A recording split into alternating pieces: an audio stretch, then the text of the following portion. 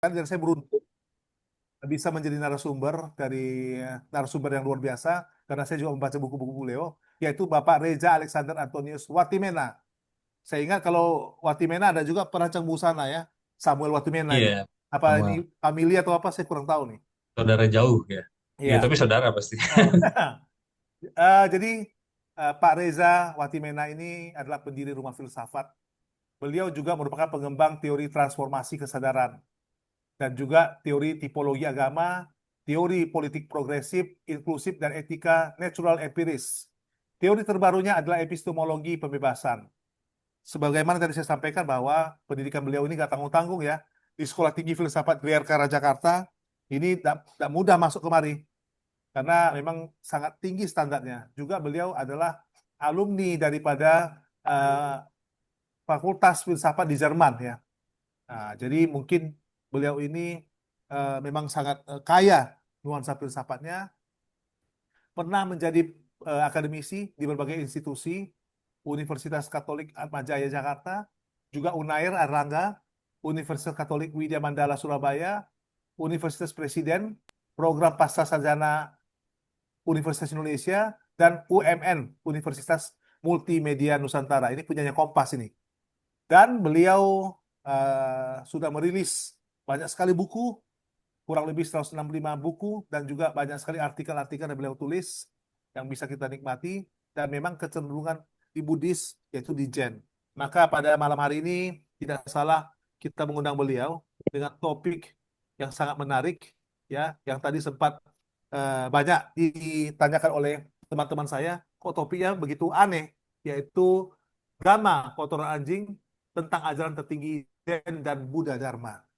Baiklah, untuk tidak memperlama waktu, kami persilakan kepada Bapak Reza Watimena untuk segera memulai paparannya dengan komposisi waktu yaitu sampai kurang lebih setengah 9 nanti untuk pemaparan dan selebihnya kita isi setengah jam tanya jawab. Tepat jam 9 kita sudahi Zoom meeting kita. Terima kasih, kami persilakan kepada Pak Reza. Monggo Pak. Ya, nama budaya, selamat sore menjelang malam semuanya. Terima kasih sudah Namo diundang. Buddhaya. Terima kasih sudah diundang. Ini pertama kali saya berbicara di teman-teman Sumatera Utara, Medan dan sekitarnya. Semuanya dari Pekanbaru juga ya, dari Riau ya. Terima kasih, senang bisa jumpa walaupun secara online. Mungkin suatu saat kita bisa berjumpa langsung kalau saya diundang gitu ya. Eh, saya sudah siapin materi untuk malam ini. Iya.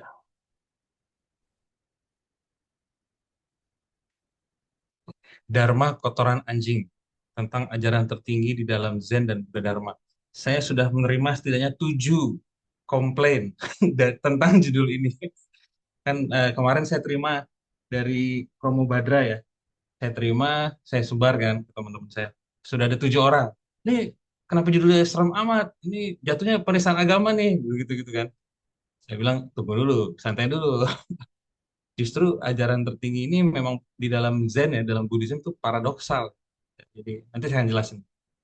Nah, eh, jadi susunannya malam ini saya akan menjelaskan tentang Dharma dan tentang konsep kotoran, kotoran anjing yang berakar memang dari tradisi Zen, ya, terutama Zen Jepang, tradisi Rinzai Zen yang saya dalami. Ajaran Zen Buddhis yang berkembang di Jepang sampai sekarang masih ada. Dan kalau saya baca berbagai literatur, belajar ya, juga dari teman-teman Karania juga di Ekayana, memang ajaran tertinggi di dalam Zen dan Buddha Dharma itu apa ya istilahnya? Begitu clear, begitu jernih, begitu sederhana dan begitu indah pada waktu yang sama. Bukan sesuatu yang ribet, bukan sesuatu yang kompleks, bukan sesuatu yang rumit, tapi sebaliknya sangat jernih, sangat hidup. Itu yang membuat saya memang jatuh cinta ya dengan ajaran Zen dan kemudian masuk ke Buddhism, masuk ke Vajrayana, masuk ke yoga, masuk ke Theravada dan berbagai aliran lainnya yang saya explore memang dalam Buddhism untuk memperkaya wa- eh, pengetahuan saya. Jadi susunannya itu saya akan coba jelasin. Pertama soal Dharma. Apa itu Dharma? Dhamma, bahasa Pali, Dharma, bahasa Sanskrit. Ada banyak pengertian ya tapi saya coba rangkum dari sumber-sumber yang saya dalami, juga dari pengalaman saya. Yang pertama adalah Dharma sebagai jalan, path, jalan pembebasan. Pembebasan dari apa? Pembebasan dari penderitaan yang diciptakan oleh kesalahan kita berpikir tentang dunia, dari delusi, dari kebodohan, dari kedunguan kita di dalam memahami kehidupan. Dan Dharma itu memang ada Hindu Dharma, ada Buddha Dharma, tapi sebenarnya tujuannya sama. Tujuannya adalah pembebasan, berakhirnya penderitaan yang berakar pada kesalahan cara berpikir tentang kehidupan. Itu yang pertama. Tapi Dharma juga punya arti lain yang juga sama pentingnya. Dharma adalah hukum-hukum alam. Jadi eh, alam ini ya, kehidupan ini, kenyataan ini, realitas yang kita hidupi ini punya hukum, punya banyak-banyak pola. Contohnya yang paling sederhana adalah hukum gravitasi. Apapun yang kita lepas akan jatuh ke bawah karena ada hukum gravitasi. Ada energi yang bergerak dengan hukum-hukum tertentu. Listriknya juga punya hukumnya sendiri, elektromagnetik. Teman-teman di fisika, di kimia mendalaminya. Nah, Dharma dalam arti Buddha Dharma, jalan pembebasan itu adalah hukum-hukum alam yang kalau kita pahami, kita ikuti, kita akan terbebaskan. Terbebaskan dari apa? Dari penderitaan yang berakar pada kedunguan kita atau kebodohan.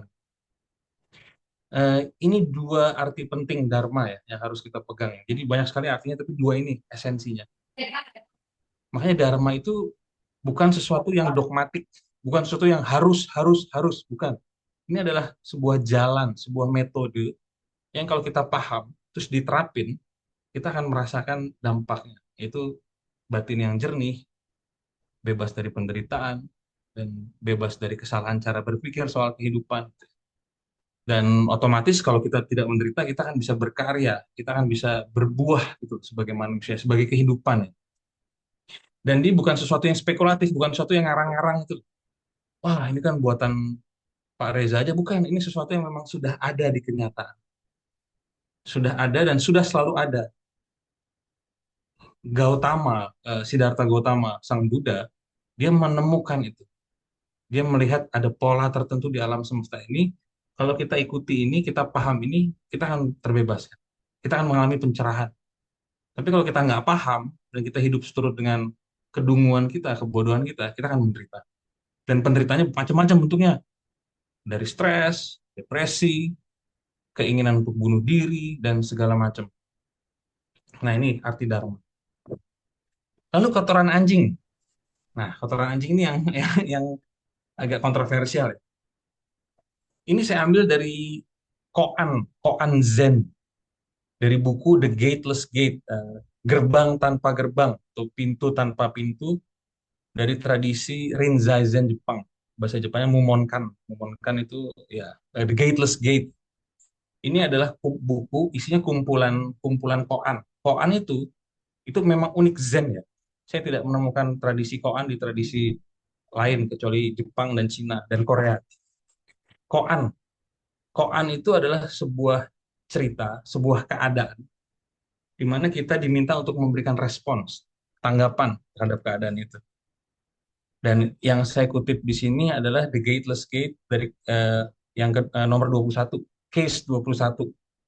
Jadi koan itu dari bahasa Cina Kong-an yang artinya public case, sebuah sesuatu yang sudah situasi yang sudah terjadi dan dijadikan bahan meditasi. Tujuannya apa? Tujuannya apa orang belajar koan supaya dia bisa memotong pikiran-pikiran yang pikiran rasional, pikiran dualistik, memotong delusi sebenarnya, mengakhiri delusi, kesalahan cara berpikir soal kenyataan. Ceritanya gini, ada Zen Master namanya Umon. Ini saya dapat dari internet. Zen Master itu lagi bersih-bersih, lagi nyapu. Nah, ini juga yang sangat unik Zen ya. Tradisi Zen Buddhis Jepang. Mereka melihat membersihkan rumah sebagai praktek spiritual. Jadi praktek spiritual itu tidak hanya eh, chanting, mantra, bowing, bersujud, prostration, atau apa pasang lilin, bukan. Tapi membersihkan rumah. Saya ingat tuh waktu saya retreat Zen dulu, saya sering kali membersihkan WC. dan membersihkan WC dengan penuh kesadaran ya. Kaca, ubin gitu ya. Kadang-kadang motong rumput, kadang-kadang bersihin WC, kadang-kadang kebagian tugas masak, tapi karena saya nggak bisa masak dipindahin lagi ke WC gitu. Karena setiap kali saya masak, saya motong bawang, saya nangis gitu kan. Yang lain matanya udah biasa, saya nggak bisa. Dekat-dekat bawang matanya udah berair gitu. Akhirnya saya disuruh potong rumput, eh, potong rumput sama bersihin WC. Dan itu dianggap sebagai bagian dari latihannya, bukan sesuatu yang terpisah. Begitu pula dengan Zen Master Umon. Zen Master Umon lagi nyapu pagi-pagi, lalu ada muridnya nanya, ini sebuah keadaan ya, koan sebuah keadaan. Muridnya nanya, apa itu Buddha? Nah, Zen Master Umon ini lagi bersihin kotoran anjing ya. Eh, kita kita nyebutnya di Jakarta taker, tai kering.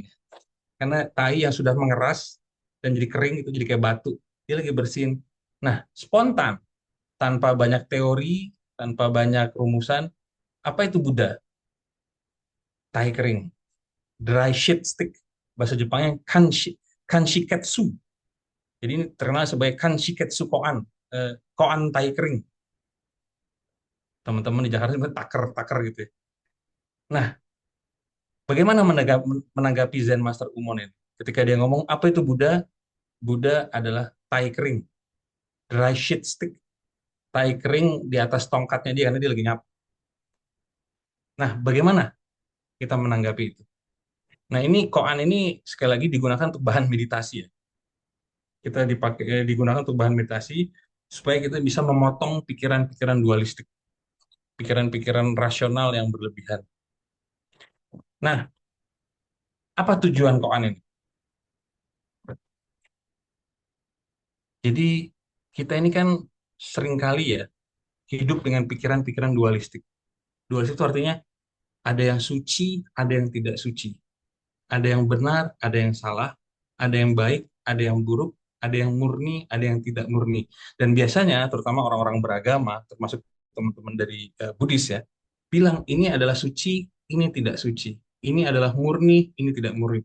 Itu dualisme itu begitu kuat, sehingga membuat orang tidak akan pernah sampai pada pencerahan, pembebasan.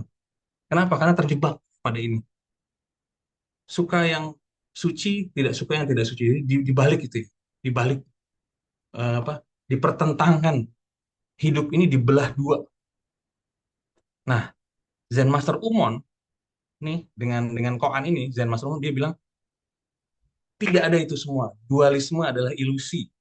Pikiran-pikiran dualisme tadi, benar salah, baik buruk, untung rugi, hitam putih, suci nggak suci, murni nggak murni, itu semua ilusi, itu buatanmu aja. Itu tidak ada dalam kenyataan. Semua yang ada dalam kenyataan ini sempurna sebagaimana adanya. Termasuk termasuk tai kering yang dia lagi nyapu.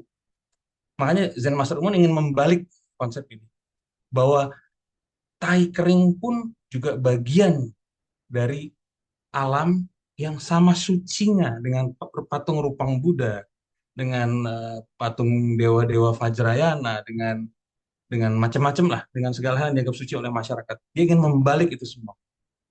Kenapa? Untuk menghancurkan pikiran dualistik tadi, untuk menghancurkan delusi kita tentang kenyataan. Supaya kita hidup sesuai dengan dharma, hukum-hukum alam, kenyataan itu sendiri. Itu yang pertama. Jadi, apa itu Buddha? Karena ada versi lain. Apa itu Zen? Tai kering jawabannya. Kenapa? Karena itu yang ada di depan dia. Dia lagi nyapu. Kalau dia lagi masak, mungkin apa itu Buddha? Air mendidih. Nah, ini poin kedua. Buddha, yang disebut sebagai Buddha adalah awaken consciousness, kesadaran yang bangun, yang hidup di sini dan saat ini. Jadi apapun yang sedang kamu lakukan di sini dan saat ini, itu adalah Buddha. Itu adalah kesadaran yang bangun, awaken.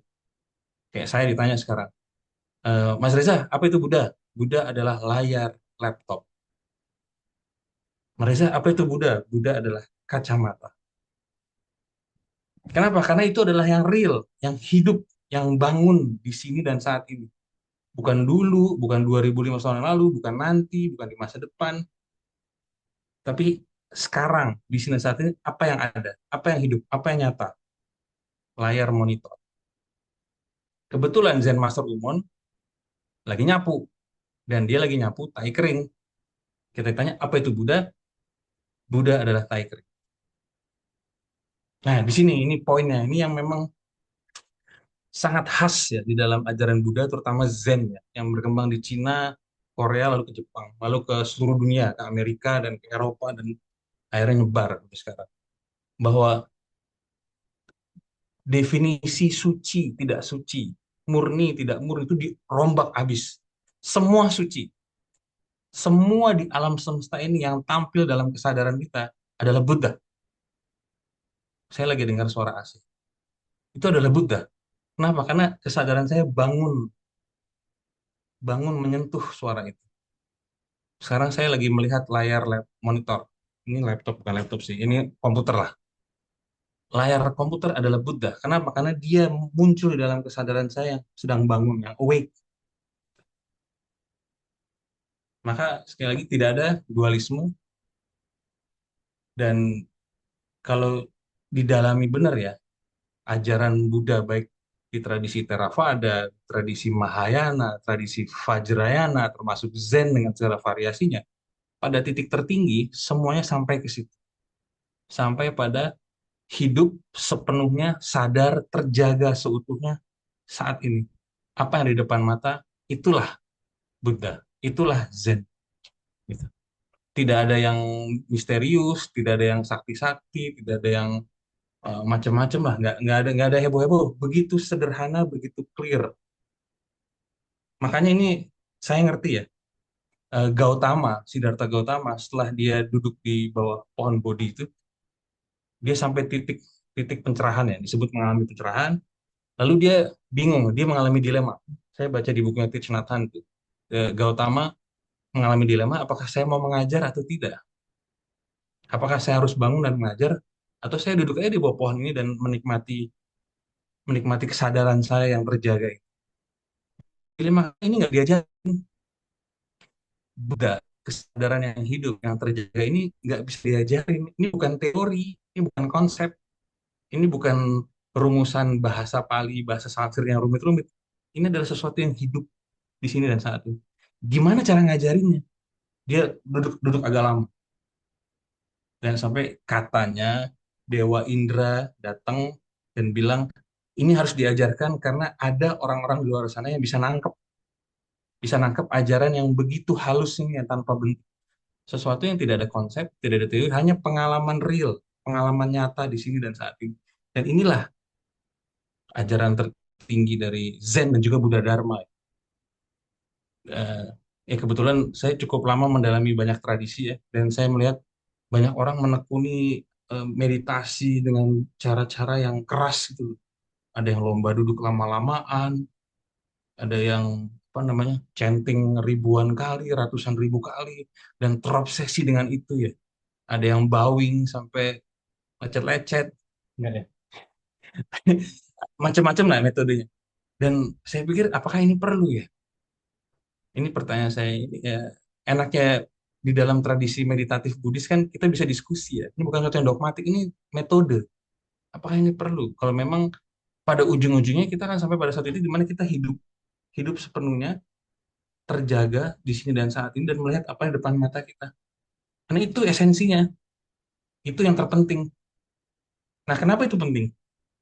Kalau kita hidup di sini dan saat ini, kita bisa merespons keadaan saat ini dengan baik.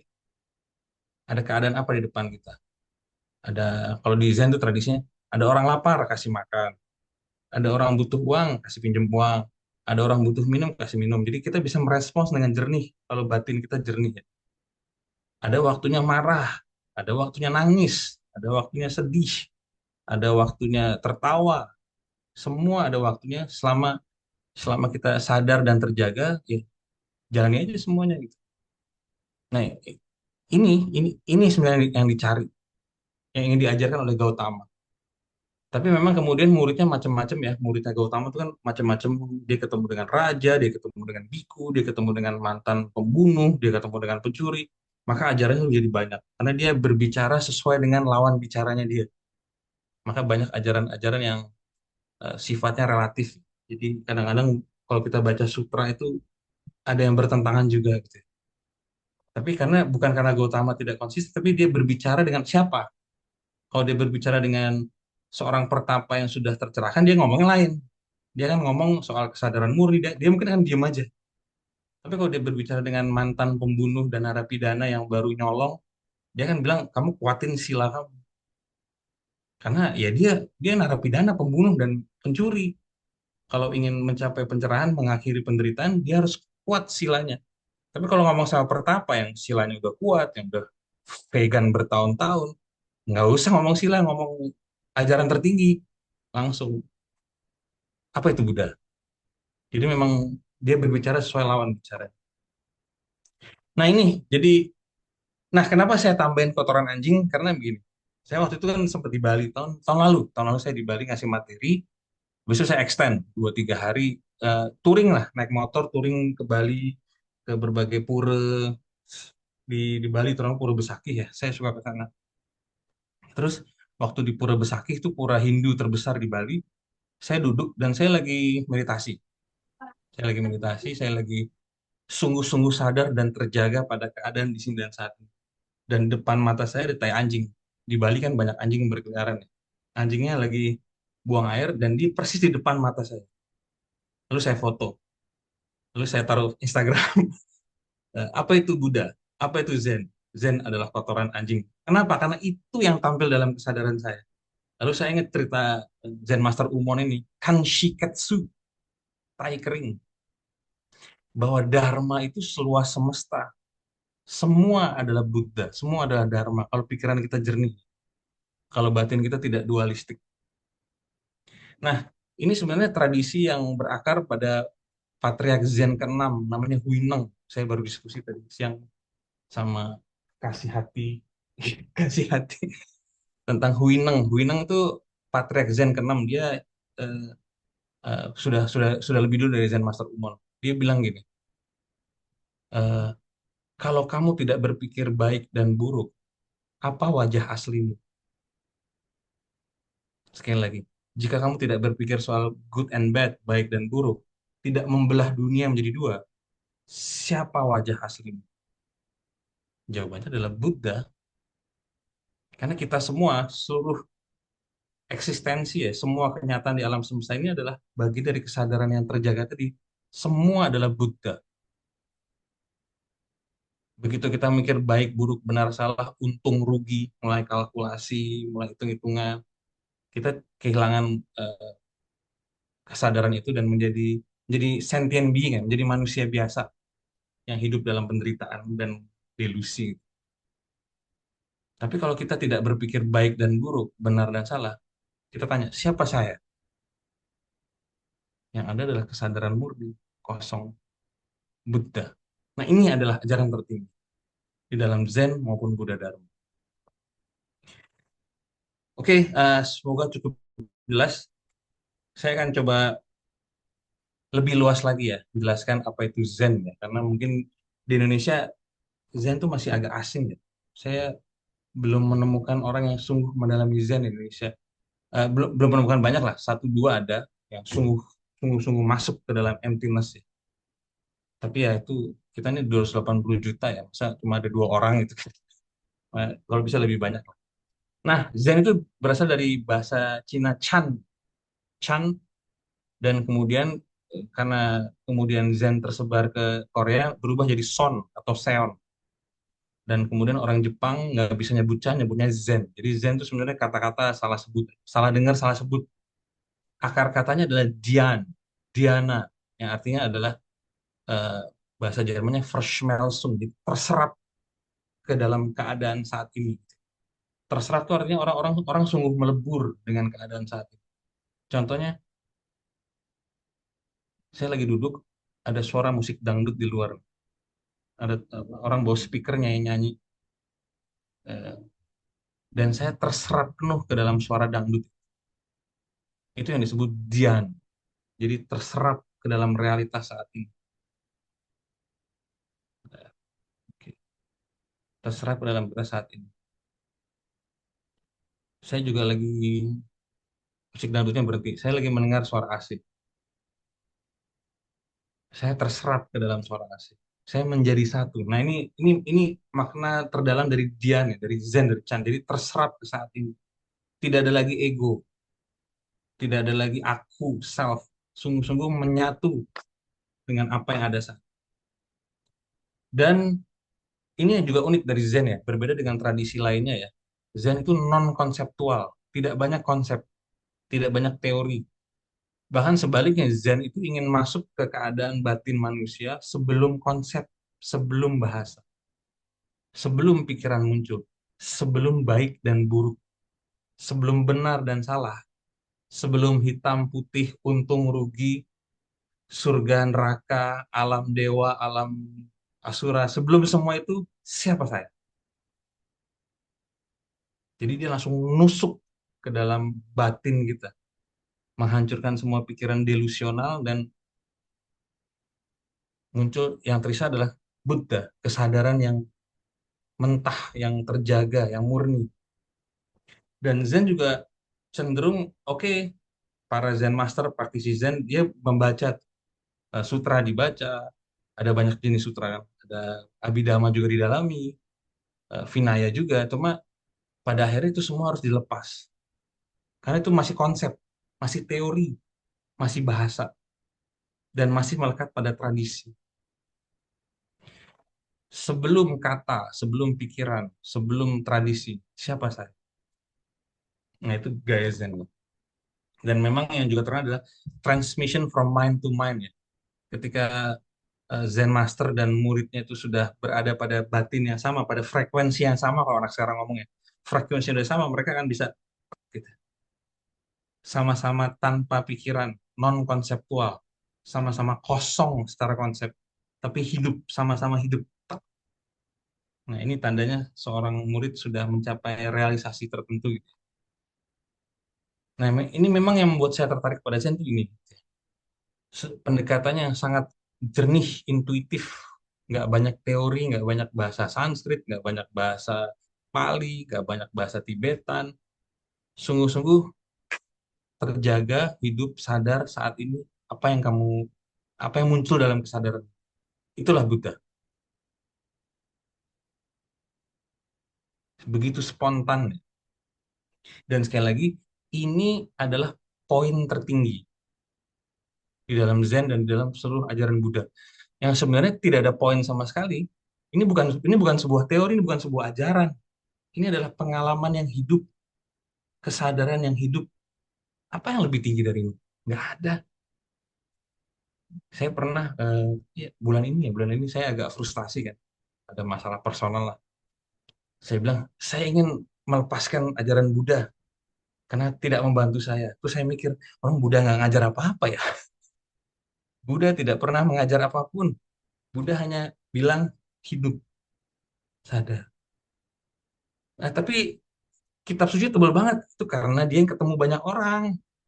Dia ketemu raja, dia ketemu pangeran, dia ketemu biku, dia ketemu pembunuh, dia ketemu narapidana, dia ketemu makhluk halus, dia ketemu macam-macam orang, makanya jadi banyak. Dia harus bikin Vinaya, tadi Vinaya nggak ada, biku tadi bebas, sekarang dibikin silanya ada berapa? Karena karena Buddha hidup dalam masyarakat, maka dia harus bicara banyak. Tapi ajaran tertinggi Buddha itu nggak ada ajaran, hanya kesadaran yang hidup. Makanya sebutnya Buddha. Saya ini Buddha, saya bukan Gautama. Saya adalah Buddha, saya adalah kesadaran yang hidup. Nah, Buddha nggak pernah ngajar apa-apa, jadi ya saya nggak bisa kecewa pada itu ya. Karena gimana mau kecewa orang nggak pernah ngajar juga, dia cuma duduk dan inilah. Nah, sekali lagi ini ajaran tertinggi. Nah, untuk bisa memahami itu kita harus punya konsep yang jelas ya tentang dua kenyataan di dalam tradisi Zen dan Buddha Dharma ya. Yang pertama adalah kenyataan relatif. Kenyataan relatif ini tadi seperti tadi Gautama, Siddhartha Gautama ketemu banyak orang ya. Dia harus eh, katakanlah harus berdiplomasi lah dengan raja, dengan pangeran, dengan macam-macam orang. Itu yang disebut kenyataan relatif, kenyataan yang merupakan ciptaan pikiran manusia. Masyarakat, ekonomi, politik, identitas, termasuk juga agama, itu adalah ciptaan manusia. Di level ini, di dalam kenyataan relatif ini berlaku hukum perubahan ya, anicca, anatta, dukkha, asubha. Di berubah terus, tidak tinggi, dan kalau ditempel akan berakhir dengan ketidakpuasan, penderitaan. Nah, ini disebut kenyataan relatif. Nah, kenyataan relatif ini harus ditata dengan baik supaya nggak bikin kita susah. Ditata dengan akal budi, akal sehat, dan hati nurani. Ngatur ekonomi, ngatur politik, ngatur agama itu harus ditata dengan baik. Kalau nggak akan bikin kita susah dan kita nggak bisa latihan akhirnya, nggak bisa belajar, nggak bisa ikut Zoom gitu gitulah. Tapi ini kenyataan relatif. Dia tidak sungguh-sungguh ada. Dia berubah terus seperti mimpi. Kenyataan relatif itu seperti mimpi. Baru kemarin tuh saya ngobrol-ngobrol sama teman dari Medan juga. Saya bilang saya ini udah 42 tahun ya. Jadi sebenarnya sudah bukan filsuf muda lagi. Tadi siapa yang ngomong tuh filsuf muda? Ini filsuf yang dulu muda. Sekarang sudah badannya ya, badannya sudah tidak muda, tapi kesadarannya selalu muda. 42 tahun hidup saya itu seperti mimpi ya. Kayak saya bangun nanti tiba loh, sudah 42, sudah 2026. Kayak baru kemarin saya masih kecil deh. Saya ada bapak saya, ada ibu saya, ada nenek saya, dan semua sudah meninggal. Badannya sudah meninggal semua. Dan sekarang saya sendiri. Seperti mimpi nih. Ini kayak saya baru bangun tadi pagi, sekarang udah malam. Udah jam 8. Seperti mimpi. Maka di dalam banyak tradisi, terutama Buddha Dharma ya, salah satu pencapaian adalah menyadari realitas itu seperti mimpi ya. Dia ada, tapi dia fluid, cair gitu. Nggak bisa digenggam. Baik itu harta, nama baik, reputasi, cinta, keluarga, persahabatan, itu seperti mimpi itu. Kenapa? Karena dia sifatnya relatif, eh, rapuh dan mudah goyah.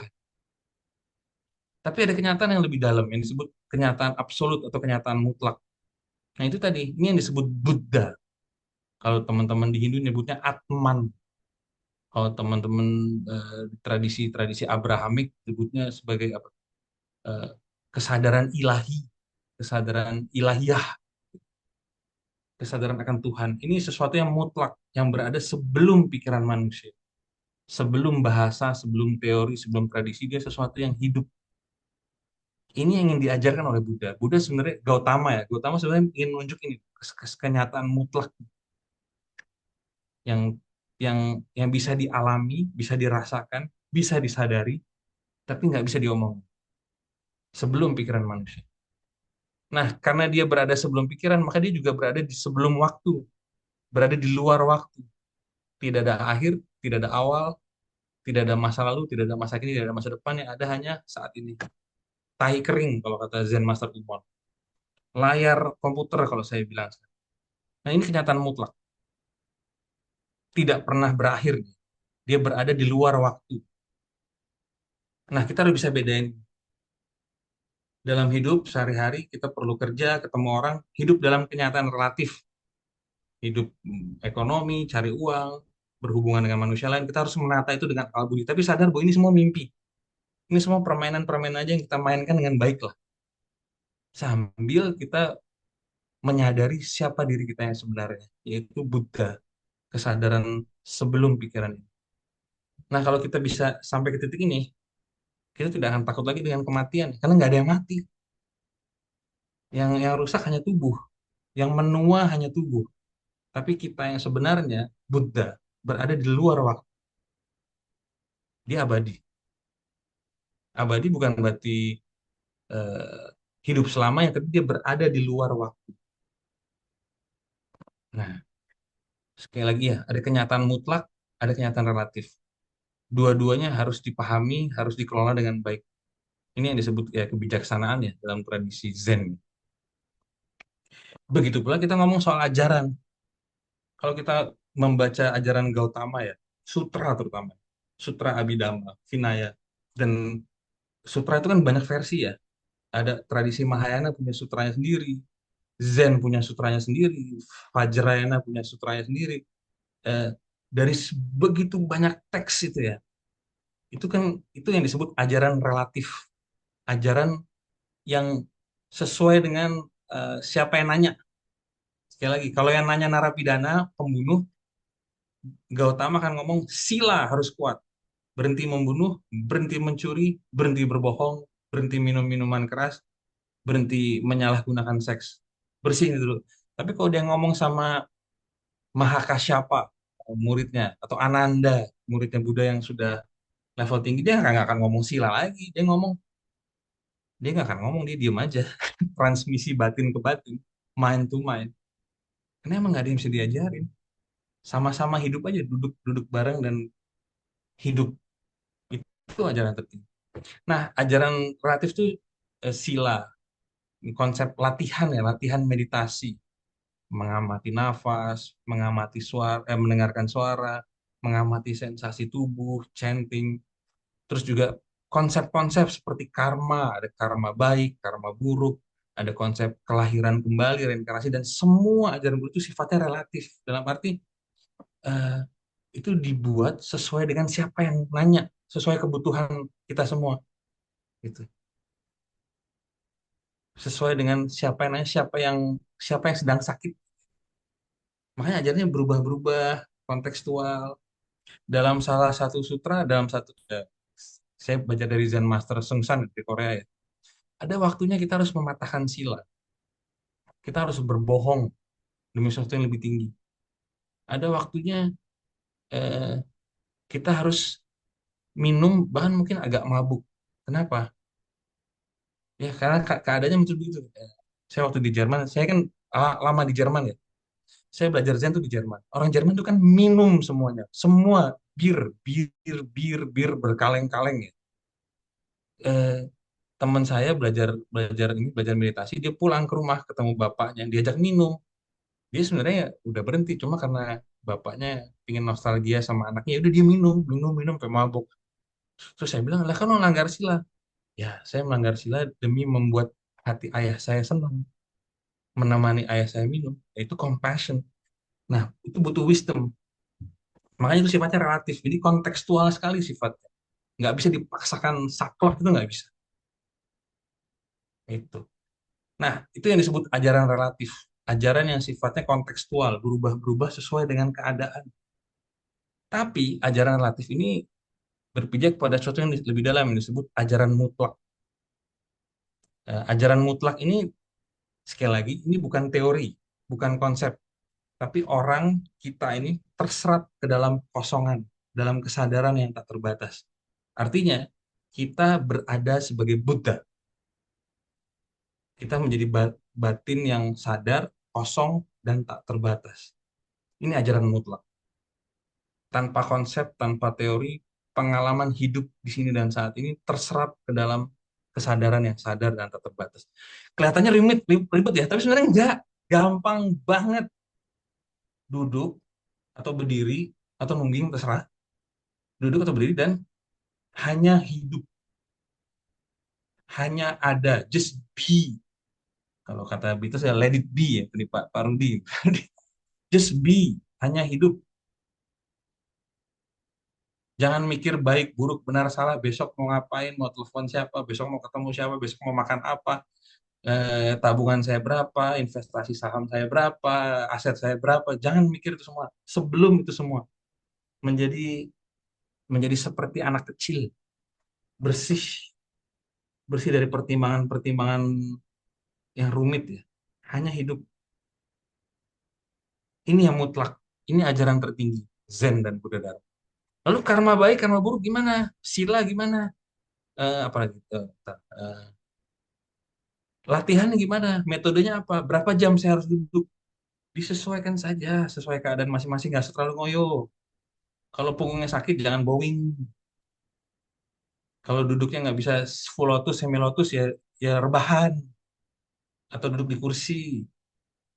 Gitu. Kalau kalau apa nggak punya uang buat berdana, ya nggak usah berdana. Eh, Berikan yang lain yang kamu bisa. Karena itu sifatnya relatif, bukan untuk mencekik. Yang sifatnya mutlak adalah hidup dan terjaga dan sadar. Itu ajaran tertinggi. Nah, apakah ajaran relatif harus diikuti? Ya harus, tapi sifatnya cair, mengalir. Kenapa? Karena kita juga hidup di kenyataan relatif. Kenyataan relatif artinya kita hidup bersama manusia lain, dengan punya kepentingan yang berbeda, ada agama lain juga, ada orang dengan keyakinan lain. Ya kita harus menata itu semua dengan baik. Makanya kita perlu sila, perlu pemahaman soal karma baik, karma buruk. Benar, tapi itu sifatnya relatif, cair. Bahkan kalau kalau tradisi Zen yang saya dalami itu malah nggak dibicarain. Karma baik, karma buruk, sila, berdana, reinkarnasi nggak pernah disinggung. Yang disinggung adalah kamu tahu nggak kamu siapa? Who are you? Siapa kamu? Kalau kamu tahu dirimu yang sebenarnya adalah Buddha, maka otomatis sila akan masuk. Latihan meditasi juga akan masuk. Nggak usah disuruh, dia akan berbuat baik. Karena hatinya sudah gembira ya. Gitu. Dan nggak perlu ditakut-takutin dengan alam-alam bawah, alam atas. Nggak perlu. Kalau orang sudah paham bahwa dirinya sebenarnya adalah Buddha. Bahwa kita semua, semua kenyataannya sudah tercerahkan, sudah bangun. Nah, ini ajaran mutlak ini yang saya pikir agak kurang di Indonesia ya. Orang sibuk pada ajaran relatif dan terobsesi pada ajaran relatif. Dan akhirnya bukannya terbebaskan malah hidup dalam penjara ya, dalam belenggu yang dia buat sendiri sebenarnya ya. Penjara yang dia bikin sendiri. Nah, saya ingin masuk lebih dalam soal ajaran mutlak ini kan, karena tadi temanya adalah ajaran tertinggi di dalam Zen Buddha Dharma, Dhamma kotoran anjing, Dharma kotoran anjing. Saya ingin mengutip percakapan Bodhidharma, ini patriark Zen pertama atau Zen Master pertama tahun 800-an kalau saya nggak salah. Dengan Kaisar Wu, ini bukan Zhu, ini saya sorry salah tulis. Karena realitas relatif lah, kadang-kadang saya salah gitu. Jadi Kaisar Wu adalah kaisar Cina pada masa itu yang sangat kuat, sangat perkasa, dan dia sudah dianggap sebagai uh, supporter Buddhis nomor satu ya. Dia mendirikan banyak sekali wihara di Cina pada masa itu, dan dia menopang hidup banyak biku di Cina pada masa itu. Jadi dia merasa, saya ini adalah Raja Buddhis, saya adalah Kaisar Buddhis. Saya mau ketemu Bodhidharma yang katanya punya ilmu tinggi, yang punya ilmu ajaran tertinggi Buddha. Bodhidharma dari India. Dan konon, ini sejarah ya, Bodhidharma itu dari India. Dia sempat mampir ke Sumatera. Waktu itu PLN belum ada, jadi nggak mati lampu. Karena nggak ada lampu. Maaf, maaf. Jadi Bodhidharma mampir ke Palembang. Palembang waktu itu Sriwijaya. Di bawah Sriwijaya, kerajaan Buddhis juga. Dan banyak master hebat di sana. Maka Bodhidharma belajar ke Sriwijaya. eh, Katanya dia belajar bahasa Cina di sana. Dari Sriwijaya dia baru ke Cina, ke atas. 3 tahun dia di Sriwijaya, di Palembang. Di bawah kerajaan Sriwijaya. Nah, Kaisar Wu dari Cina, Cina ini kan negara perkasa ya, sampai sekarang juga perkasa sekali. Dia pengen tahu apa sih ilmu tertingginya itu. Saya ini Raja Buddhis, saya sudah mendirikan banyak sekali wihara dan saya sudah mensupport hidup banyak biku di seluruh Cina. Saya pengen belajar yang lebih tinggi lagi. Maka dia nanya nih, muncullah mereka berdua di dalam percakapan itu, Bodhidharma dengan Kaisar Wu. Pertanyaan pertama, si Kaisar Wu bilang ini, "Hei, Bodhidharma, saya ini Raja Buddhis, sangat perkasa, sangat kuat, tentara saya banyak, dan saya sudah memberi karma baik, saya sudah berbuat karma baik, yaitu mendirikan wihara dan menopang para biku. Kira-kira saya dapat apa ya?" Jadi dia mau hitung-hitungan nih, kan. Kalau saya berbuat karma baik, saya akan eh, berbuah apa nih? Keberuntungan mungkin, usia panjang, kesehatan, atau putra mahkota yang brilian, macam-macam lah. Dia pamrih. Gue dapat apa nih? Saya dapat apa nih? Sudah banyak berbuat karma baik. Bodhidharma bilang nol, nothing. Kamu nggak dapat apa-apa. Karena semua ajaran, semua konsep relatif ini dia seperti bayangan gitu. Dia berubah terus. Tidak ada yang fix. Kaget kan? Loh, jadi saya berbuat baik nggak dapat apa-apa. No, nothing. Oh, terus bingung nih Kaisar Bu, karena ini kok ajarannya beda banget nih. Saya selama ini kalau ketemu biku selalu dibilang, oh kamu berdana, kamu nyumbang, kamu akan dapat kesehatan, rezekimu lancar, apalagi lah beruntung dalam hidup. Tapi kok nih ajarannya beda ya? Bener gak sih ini ajaran tertinggi? Lalu dia tanya lebih jauh nih Kaisar Bu.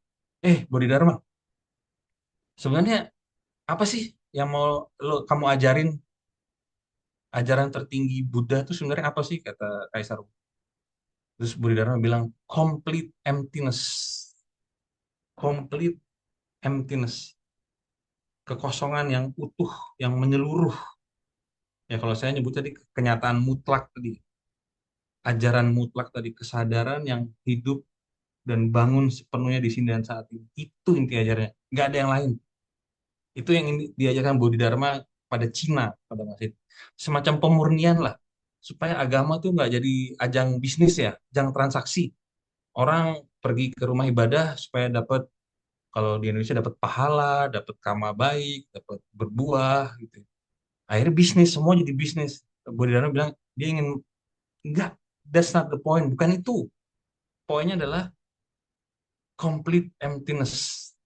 Kamu menyadari dirimu sebagai kesadaran yang kosong dan tak terbatas yang terjaga. Buddha. Itu intinya. Terus Kaisar Wu kayak agak tersinggung gitu kan. Ih, lu kok ngomongnya songong ya gitu kalau pakai bahasa sekarang ya. Oh, kamu kurang ajar ya. Saya ini raja loh, raja Buddhis. Terus dengan agak kasar Kaisar Wu nanya gini, kamu pikir kamu siapa? Siapa kamu? Jadi pertanyaan dasar, who are you? Siapa kamu? Buddha Dharma bilang, I don't know. Saya nggak tahu. Jadi Buddha Dharma tuh, Bodhidharma ya, Bodhidharma itu sudah begitu terserap ke dalam emptiness, bahkan dia sudah melepaskan self-nya dia.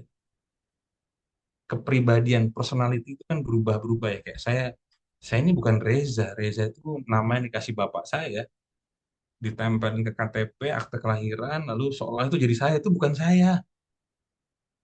Bahkan tubuh ini juga bukan saya. Ini tubuh ini milik saya. Saya menggunakan tubuh ini, tapi tubuh ini bukan saya. Nah, saya sebenarnya siapa? Saya nggak tahu. Tidak ada konsep untuk itu. Yang ada hanya kesadaran murni, kosong, hidup, terjaga, bebas dari pikiran, bebas dari konsep. Nah, ini percakapan ini menggambarkan tadi ajaran mutlak. Emang tidak ada kotoran anjing di sini. Kotoran anjing akan muncul di Zen Master Umon beberapa generasi berikut. Jadi, apa ajaran tertinggi Zen dan Buddha Dharma sebagai keseluruhan?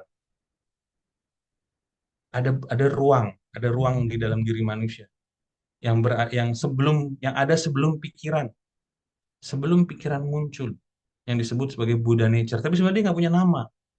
Dia hanya kehidupan itu sendiri. Nah, Zen dan Buddha Dharma, ajaran Gautama ini ingin mengajak kita kembali ke situ. Ya, kembali ke titik sebelum pikiran itu. Karena itu adalah diri kita yang sebenarnya. Kalau saya nyebutnya, ini adalah rumah yang sebenarnya ya. Rumah kita yang sebenarnya itu bukan rumah ini. Rumah ini akan hancur.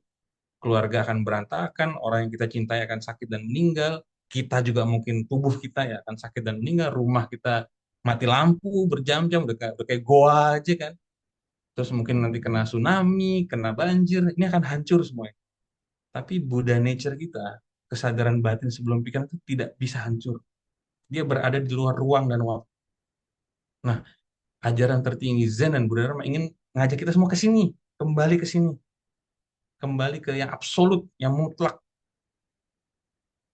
dan menetap di situ selama mungkin.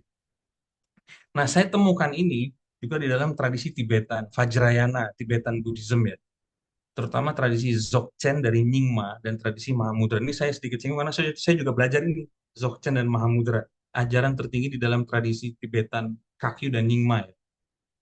Eh, Jadi beristirahat di dalam kesadaran yang bersifat terbuka, alami dan kosong. Resting in the natural awareness. Ini ajaran tertinggi mereka. Ini mirip banget sama Zen. Jadi setelah setelah meditasi, setelah latihan, setelah bowing ber berapa 10.000 kali ya, 10.000 kali mungkin lebih, setelah retret berbulan-bulan, berminggu-minggu, akhirnya orang bisa resting, beristirahat di dalam kesadaran yang bersifat terbuka, alami dan kosong. Ini Zen. Dan ini memang puncaknya, begitu sederhana, begitu jernih, di mana kita diminta untuk beristirahat. Tidak lagi mikir baik, buruk, benar, salah, untung, rugi.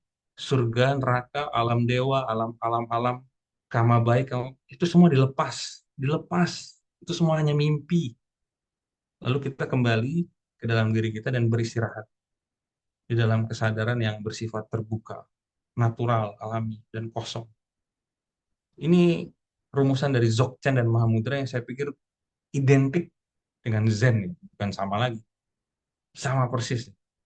Nah, dari titik itu ya, dari titik mutlak itu, lalu kita hidup, kita berfungsi dalam keseharian. Ada saatnya eh, tadi ada saatnya tertawa, ada saatnya tenang, ada saatnya sedih, ada saatnya marah, ada saatnya pergi meninggalkan tubuh ini, ada saatnya sakit. Kita semua jalan itu dengan kesadaran yang terbuka, dan ya udah, itu yang disebut pencerahan. Metode, ini saya agak cepat nih karena waktunya udah habis nih, Pak Rudi. Jadi sebenarnya tidak ada metode. Kita semua sudah Buddha. Seluruh eksistensi ya, seluruh kenyataan ini sudah Buddha, sudah sesuatu yang sadar dan hidup ya. Jadi sadari saja, cukup tahu bahwa saya, keluarga saya, teman saya, saingan bisnis saya, musuh saya, orang yang paling saya benci, orang yang paling saya sayangi, termasuk kucing di luar, tikus, semua adalah Buddha. Lalu udah sadar aja, just be, cukup menjadi hidup. Kalau di Jepang ada tradisi di Soto Zen ya, disebut Shikantaza. Shikantaza itu artinya hanya duduk. Ini metode di dalam Soto Zen. Jadi tidak ada mantra, tidak ada teori macam-macam, tidak ada bahasa aneh-aneh, Sanskrit, bahasa Tibetan mungkin, atau bahasa Pali. Yang ada hanya duduk dan menjadi Buddha. Shikantaza. Karena kita semua sudah Buddha. Dan kita hanya perlu mengingat itu. Mengingat Shikantaza. Duduk dan menjadi Buddha. Nggak ada teori, nggak ada apa level-level, nggak ada apa tuh jana keberapa atau level keberapa, nggak ada, itu semua ajaran relatif ya, yang sifatnya kontekstual, tidak absolut. Yang absolut adalah kita adalah Buddha dan kita duduk sebagai Buddha, Shikantaza. Dan ada lagi dua metode yang saya ambil dari Tibetan ya, dari Mingyur Rinpoche. Itu salah satu guru saya juga, saya belajar dari dia. Kita belajar menjadi langit, langit biru untuk semua awan yang datang. Ada awan hitam, awan putih. Awan itu seperti pikiran dan emosi. Pengalaman kita lah. Pengalaman kita kan macam-macam. Pagi sedih, siang seneng, malam sedih lagi, sore marah, malam mabuk mungkin, atau sakit. Jadi pengalaman kita tuh berwarna, tapi kesadaran kita tuh seperti langit. Dia bisa menopang semua. Maka belajar untuk menjadi langit yang bisa menopang semua jenis awan tanpa penolakan. Atau menjadi laut, laut yang bisa menampung ombak, bahkan tsunami, yang bisa menampung semua jenis makhluk hidup tanpa penolakan. Kesadaran yang terbuka seperti langit, seperti laut. Ada lagi seperti gunung ya, gunung yang dia teguh berdiri gitu. Mau ada badai, mau ada petir, mau ada hujan, mau ada mm, mm, helikopter, mungkin dia akan tetap berdiri. Jadi inilah ajaran tertinggi di Zen dan Buddha Dharma. Yang sebenarnya sekali lagi bukan ajaran. Ini adalah kehidupan. Kehidupan itu sendiri yang yang menyala di sini dan saat ini. Jadi sekali lagi, apa itu Buddha? Buddha adalah layar monitor. Ya kira-kira dari saya. Terima kasih. Mungkin ada pertanyaan. Ya, terima kasih Pak Reza, luar biasa. Ini memang materi yang memang harus dikunyah dengan lebih apa ya, dengan lebih keras ya. Karena tidak mungkin untuk orang Sumatera Utara ini bukan materi yang biasa. Karena Gitu ya. tapi saya pikir, Iya, iya. ini penting untuk sebagai suatu apa namanya proses lah agar bisa kita menemukan satu wacana ataupun hal-hal yang baru sehingga bisa upgrade pemahaman kita. Baik, kepada para pemirsa Zoom kita, silakan kalau ada yang bertanya, boleh segera disampaikan kepada Pak Reza. Ini adalah narasumber kita yang luar biasa. yang sangat memaparkan dengan memukau ya. Kalau saya amati dan dengarkan tadi, sayang kalau kita lewatkan. Silakan, Bapak Ibu.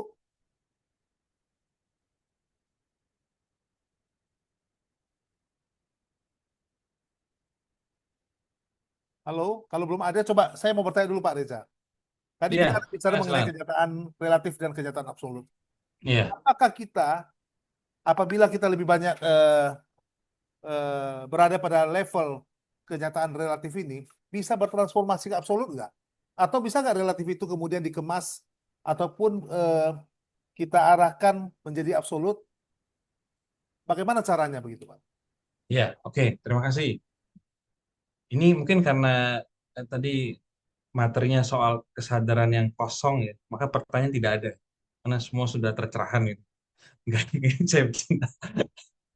Oke, ini penting ya. Jadi kalau boleh jujur apa adanya, kenyataan relatif itu tidak sungguh-sungguh ada. Makanya disebut relatif. Dia hanya ekspresi dari kenyataan absolut. Makanya kalau kalau kita belajar sejarah ya, Kekaisaran Romawi, Kerajaan Majapahit, Kerajaan Sriwijaya, semua hilang seperti mimpi ya. Apalagi dinasti Ming di Cina, tentara Mongol di Genghis Khan. Jadi, wah, tokoh-tokoh besar di masa lalu itu semua hilang seperti mimpi. Karena kenyataan relatif memang kalau kata Zongchar Zamyang Kenshin Rinpoche itu kenyataan relatif itu sifatnya ada di sana, tapi juga tidak ada di sana. Dia tidak sungguh-sungguh ada. Dia seperti mimpi. Jangankan nggak usah jauh-jauh lah. Soeharto, tokoh yang begitu kuat menguasai Indonesia 30 tahun dengan militernya. Sekarang seperti mimpi ya. Kayak ada nggak sih sebenarnya gitu ya? Ada di buku sejarah ada gitu.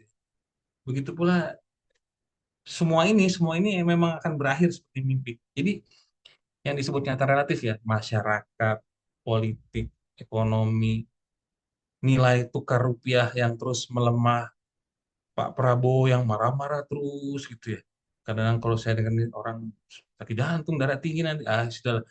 Terus eh, Donald Trump yang juga marah-marah terus juga kerjaannya gitu. Ini semua seperti mimpi juga gitu. Ini akan hilang. Suatu saat nanti nggak ada yang ingat gitu ya.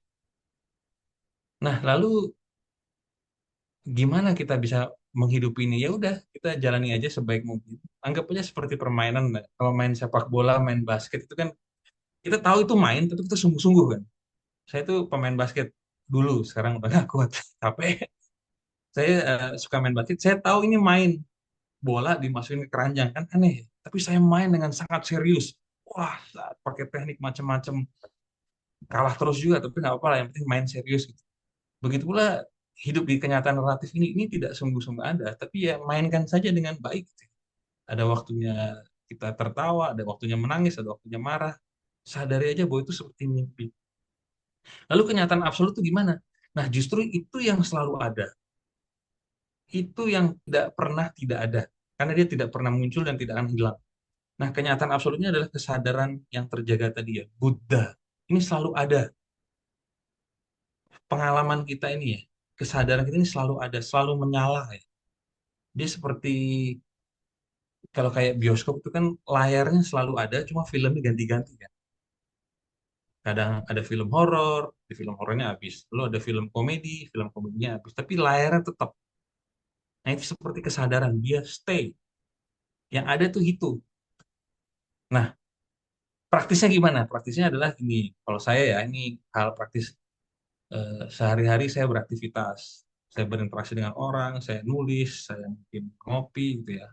Kadang-kadang ada urusan juga sama kemarin urusan sama KPK, sebelumnya urusan sama polisi, ini sekarang urusan sama Majelis Budaya Indonesia.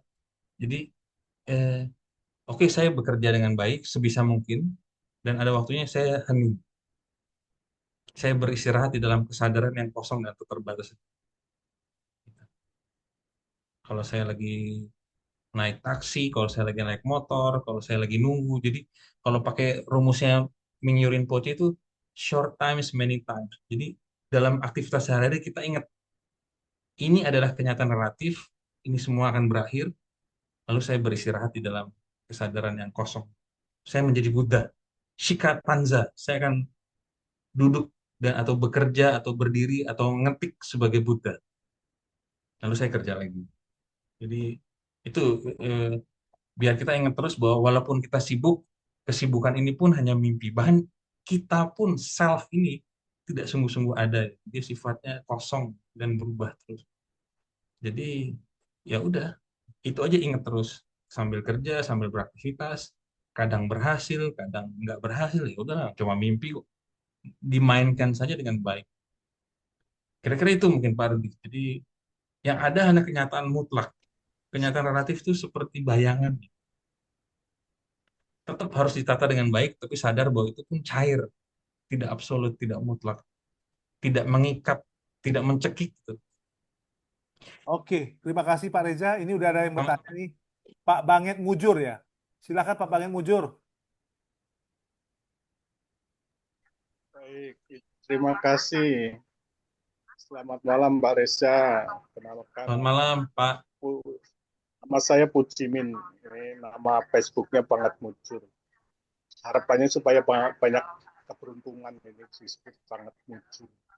Nah sekarang salah satunya keberuntungan bisa mendengarkan paparan pengetahuan dari Pak Reza ya.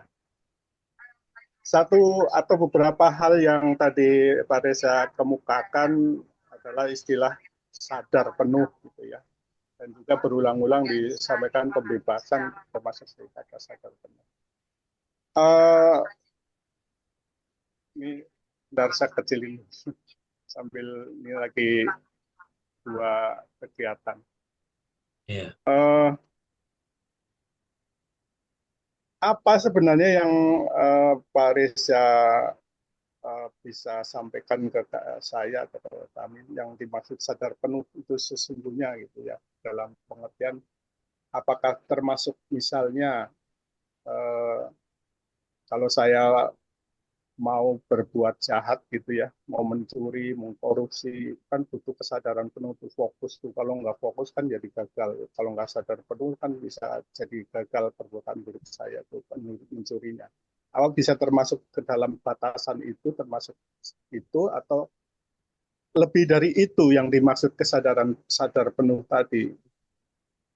Kemudian yang kedua adalah terkait apa pernyataan pembebasan. Ini sesuatu yang penjelasan sederhananya seperti apa sih sebenarnya?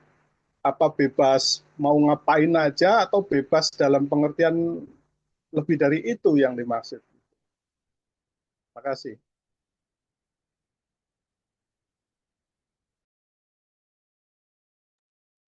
Ya, terima kasih. Langsung Silakan. aja, Pak Rudi atau gimana? Silakan langsung aja Pak. Langsung Tadi ya. jelas ya. Terima kasih, Pak. Pertanyaannya.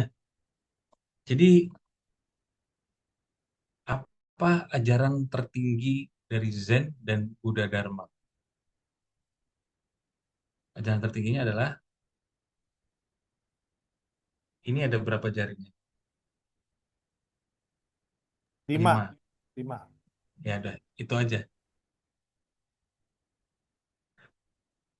Jadi kalau kita sungguh-sungguh ya, sungguh-sungguh, saya pakai kata terjaga ya, karena awaken itu saya nggak nemuin terjemahannya. Ya. Buddha, Buddha itu kan awaken, eh,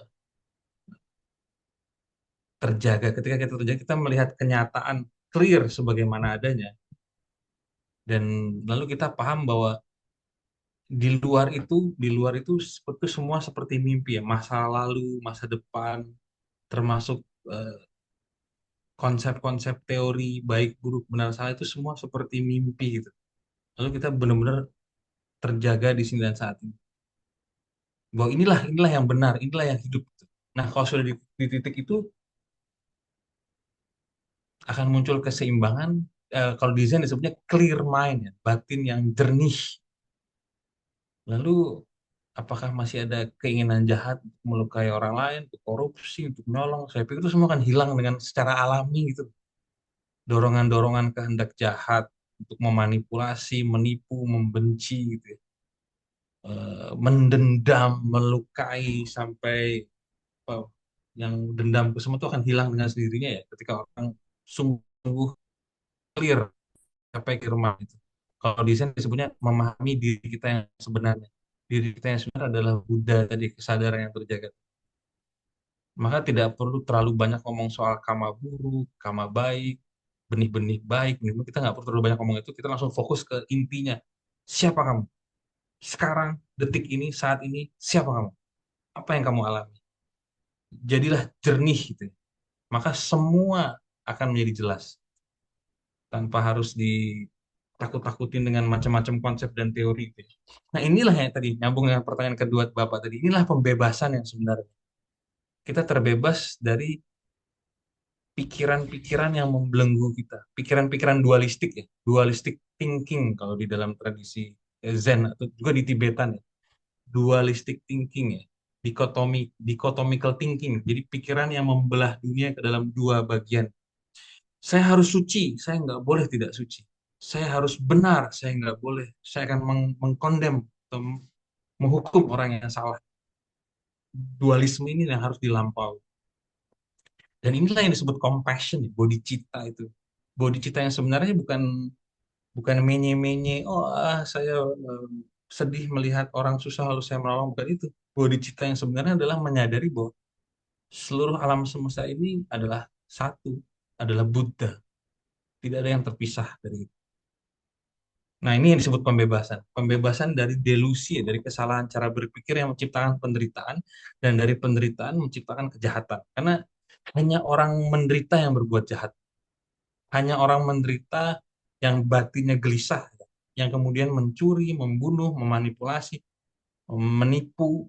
Hanya orang-orang yang cemas dan takut yang mencuri, yang yang kasar ya gitu ya, menyakiti makhluk lain. Tadi ada notifikasi. Jadi itu ajaran tertingginya. Jadi kembali memang eh, kata sadar itu sudah menjadi klise ya, terlalu banyak digunakan ya. Saya memilih menggunakan kata lain, terjaga, awaken di sini dan saat ini, lalu menjadi clear, menjadi jernih. Saya harus ngapain saat ini? Contohnya saya nih, jam 8.45. Saya sungguh terjaga penuh, sadar penuh. Saya harus ngasih materi. Sudah ada komitmen dengan promo Badra Pala. Saya harus ngasih materi. Tapi jam 9 selesai, saya mau mandi, sikat gigi. Tapi itu nggak usah dipikir, itu nanti aja. Tapi sekarang, saya clear dan saya mau ngapain.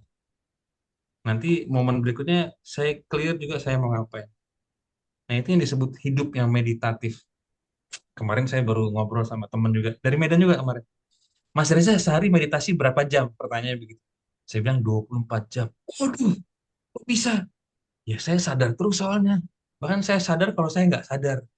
Saya terjaga terus, saya lagi jalan, saya terjaga, saya lagi makan, saya terjaga, saya lagi tidur pun saya terjaga gitu. Wah, kok bisa? Ya bisa, gampang tuh, karena selama kita tidak sibuk dengan pikiran masa lalu, pikiran dualistik tadi ya, dualistik, selama kita nggak sibuk dengan itu, secara alami kita sudah Buddha, sudah sadar. Tapi duduk nggak? Ya duduk nih, tadi di taksi duduk, naik motor ya duduk nggak? Maksudnya duduk meditasi 3 jam nggak? Tiga jam pendek amat. Meditasi kok cuma 3 jam? Meditasi itu 24 jam. Saya nyebutnya hidup yang meditatif. Nah, inilah jalan pembebasan. Penderitaan berkurang, delusi berkurang, stres berkurang. Ya masih kadang-kadang kecewa dan sedih juga lihat berita politik, berita ekonomi, banyak orang susah, banyak orang dipecat. Tapi kemudian saya melihat keadaan, apa yang bisa saya bantu?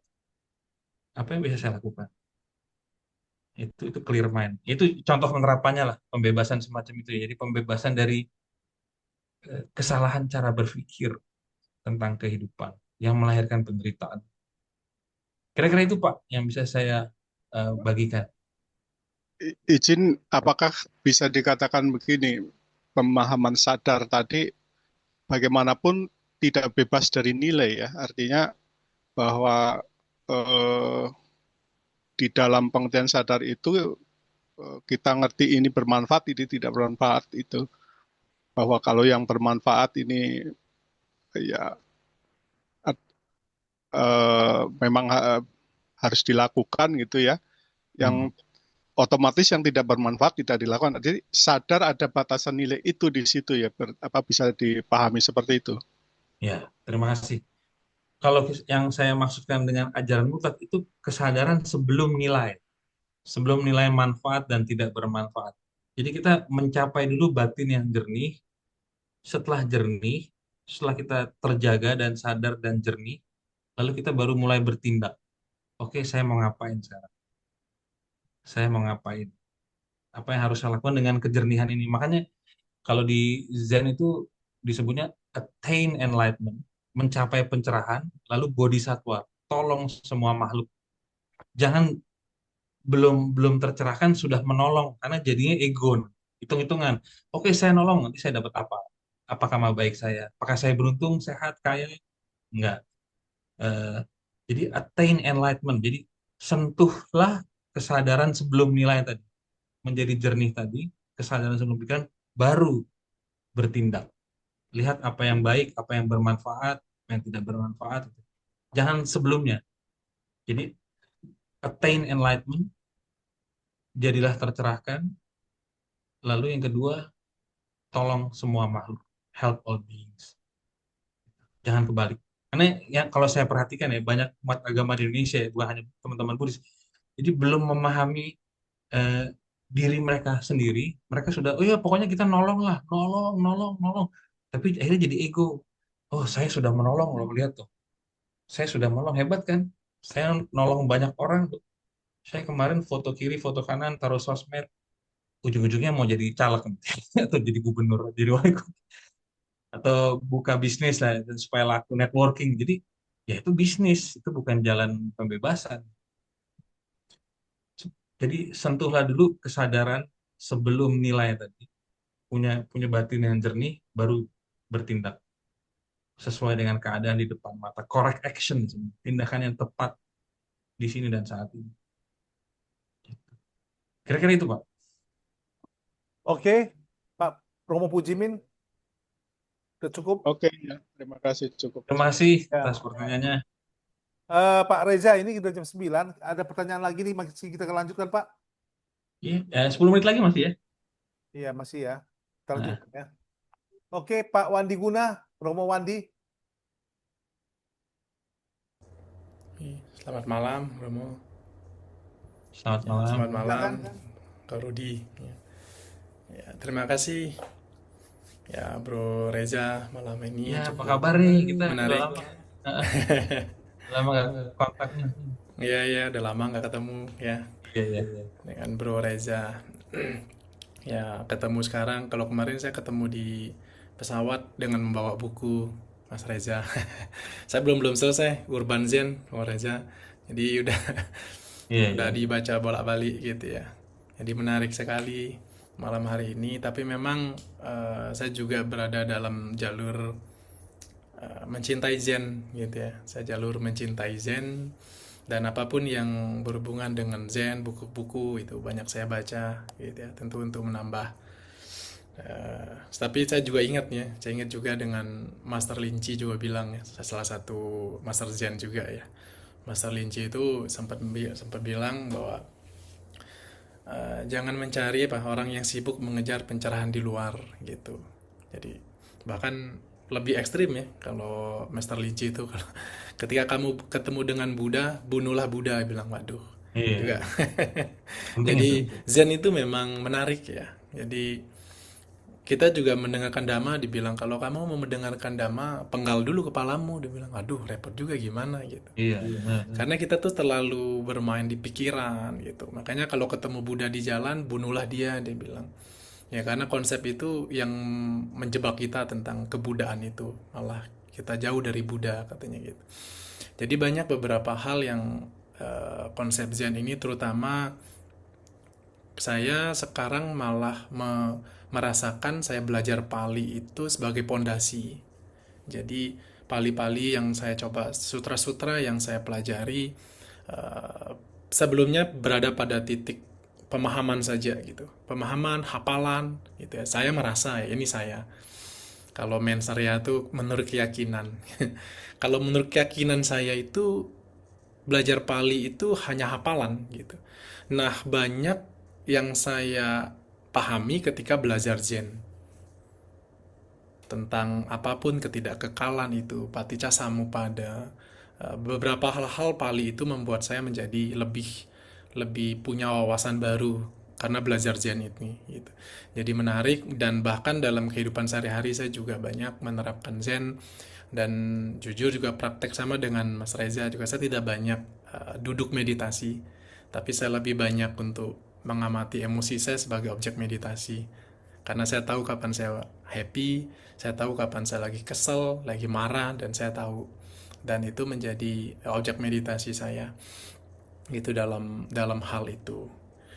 Dan saya juga lagi sedang baca buku itu dari Master Linci, Nowhere to Go, Nothing to Do. Dan itu sangat-sangat dalam banget ya Mas Reza. Jadi itu bolak-balik baca buku itu, wow. Zen itu memang, ya, karena menurut saya pemahaman Zen itu kita akan berada pada kedalaman esensi. Jadi kayak kita tuh kayak udah berada di jantungnya gitu, kayak jantung Buddhism itu sendiri. Lebih lebih ke situ. Saya merasain segitu ya. Lebih dalam saya mempelajari Zen, kayak saya sedang berada di antara hati Buddhism itu sendiri gitu. Kalau kemarin saya merasa saya masih hafalan Pali, saya masih hafalan sutra-sutra, saya hafal. Tapi sekarang kayak lebih masuk ke dalamnya karena itu terbantu dengan praktek Zen ini. Dan tentu juga bimbingan dari Master Zen Thich Nhat Hanh, guru kami gitu. Terima kasih Mas Reza, wawasan insight-nya malam ini. Terima kasih. Terima kasih Mas Andi. Ya, Pak Reza, ini ada pertanyaan dari chat ya, melalui chat ini. Oh gitu ya. Saya Ya. mau nanggapi Mas Andi sebenarnya, tapi Oh ya iya, ya, udahlah, silakan. Silakan Pak, silakan Pak, silakan. nanggapin cepet aja ya. Ya. Tertarik saya. Eh, saya kan nulis buku Zen tuh di Karania. Bagian terakhir saya bilang ini, kalau udah baca bukunya dibuang ya, atau kasih tetangga gitu.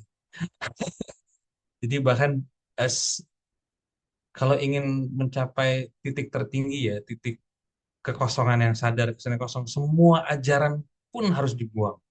Tidak boleh ada yang tersisa. Sampah-sampah konseptual itu termasuk sampah-sampah yang luhur ya, dalam tanda kutip dianggap luhur ya. Bahasa Pali, bahasa Sanskrit, bahasa Tibet, buku-buku itu semua harus dalam tanda kutip dibuang ke tempat sampah dan lalu menjadi sepenuhnya clear. Tadi Mas Wandi bilang tuh bagus. Inilah jantung hati dari yang ingin disampaikan Gautama dulu. Bukan hanya Gautama, tokoh-tokoh sebelumnya, Krishna di Hindu, Rama di tradisi Rama ingin ngomong hal yang sama dengan cara-cara yang berbeda sesuai zamannya. Ya, terima kasih sharingnya. Dan saya juga suka Zen karena memang kita kan ini kan hidup di dunia yang rumit ya. Kita sudah kerja, sudah mikirin kerjaan udah pusing, mungkin ada yang sekolah juga pusing, eh, eh, ekonomi juga naik turun, apalagi yang punya urusan dengan luar negeri segala macam. Zen itu seger karena dia begitu sederhana ya, begitu clear, sederhana dan hidup itu loh. Nggak bikin kita pusing lagi, maksudnya gini loh. Kita di kantor udah pusing, mau belajar eh, Buddha, ajaran Buddha supaya kita tenang, malah tambah pusing. Akhirnya di double. Nah, saya sukanya itu karena dia begitu fresh, begitu hidup. Dan tadi saya juga ingat kayak Mas Wandi lagi bergulat dengan teks-teks Pali. Jadi kalau di sana itu kan ada yang disebut sutramang ya, biku-biku yang fokus pada sutra ya. Jadi mereka itu ingin ingin menghafal kata-kata Buddha. Mereka ingin attain ya, attain Buddha's words, Gautama, apa yang disampaikan Gautama dalam sutra-sutranya. Tapi kalau Zen tuh dia tidak tertarik dengan kata-kata Buddha, karena itu kata-kata yang sifatnya relatif, tergantung dia bicara sama siapa. Tapi Zen ingin mencapai Buddha's mind, batin dari Buddha, batin yang sifatnya kosong, sadar, dan tak terbatas. Itu yang ingin dicapai. Persis itu jantung. Karena kata-kata bisa berubah, bahasa bisa berubah, tergantung berbicara kapan, di mana, sama siapa. Tapi batinnya itu berada di luar ruang dan di luar waktu. Nah, itu yang ingin disampaikan. Dan saya pikir latihan ya, latihan spiritual Buddhism ini harus sampai ke situ. Karena itulah rasa pembebasannya terasa. Kalau masih terjebak di ritual yang mencekik ya, atau rumusan-rumusan yang membuat pusing, saya pikir bukannya malah terbebaskan, malah semakin terbelenggu, terbelenggu, terbelenggu, dan akhirnya bingung sendiri gitu ya. Akhirnya depresi, ujung-ujungnya pengen bunuh diri gitu. Dan kalau saya punya tips latihan nih, latihan tadi kan Mas Wandi observasi pikiran.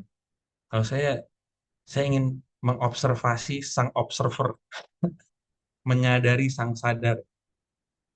Jadi dalam keseharian itu ketika saya nyetir motor, ketika saya ngantri, ketika saya duduk, bahkan ketika saya ngomong nih, ketika saya ngomong di depan layar komputer ini, saya mencoba sambil melihat ke dalam, menyadari bahwa saya sadar, menyadari kesadaran itu sendiri.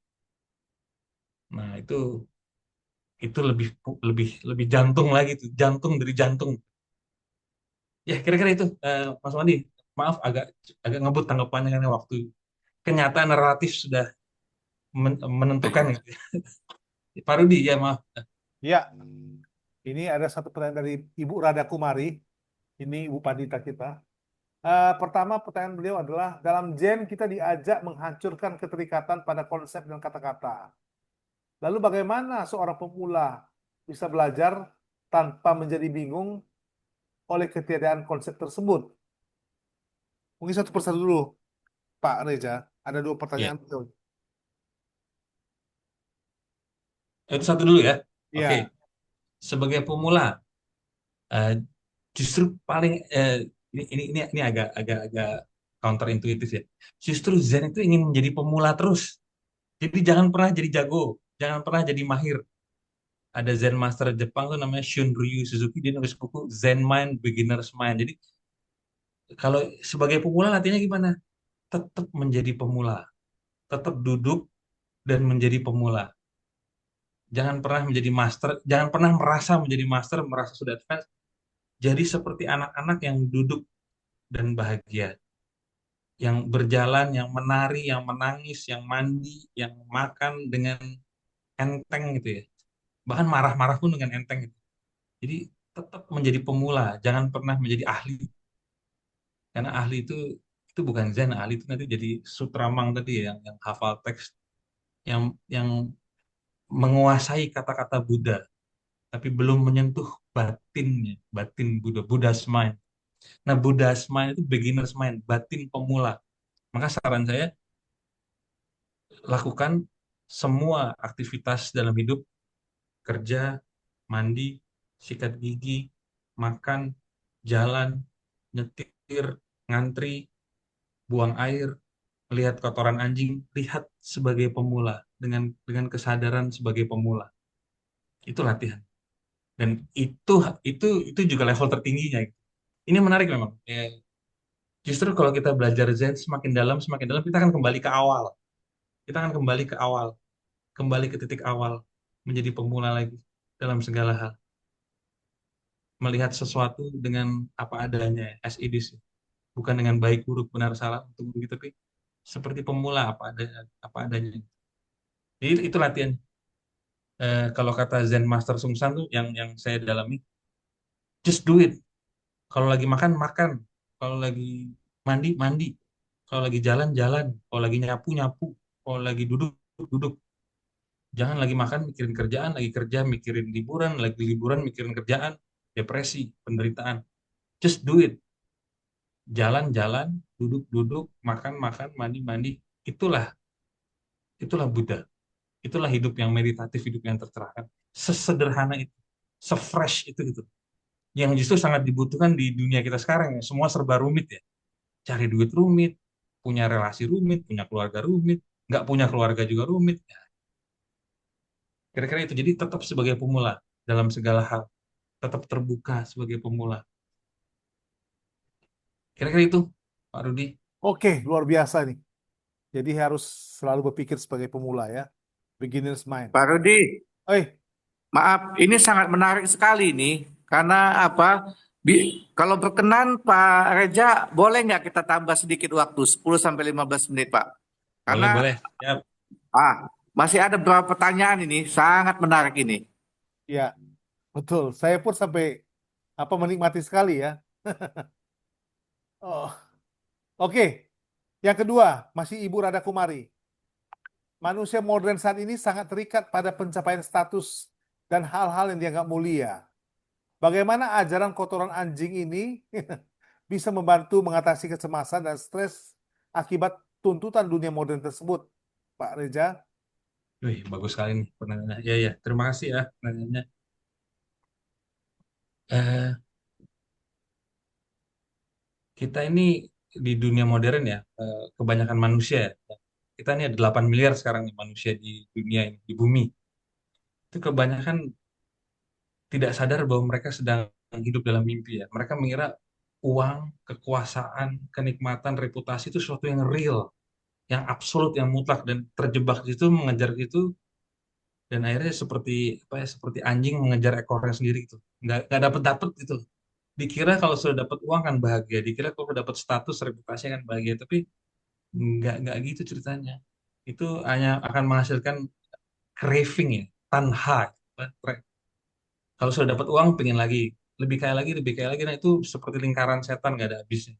Dan cara mengatasinya adalah sungguh-sungguh melihat ya, sungguh-sungguh punya pengetahuan bahwa apa yang kita sebut kenyataan, kenyataan tadi yang saya bilang, kenyataan ekonomi, politik, sosial, termasuk keluarga ya, relasi keluarga, itu sifatnya seperti dreamlike reality, kenyataan yang seperti mimpi, seperti permainan gitu.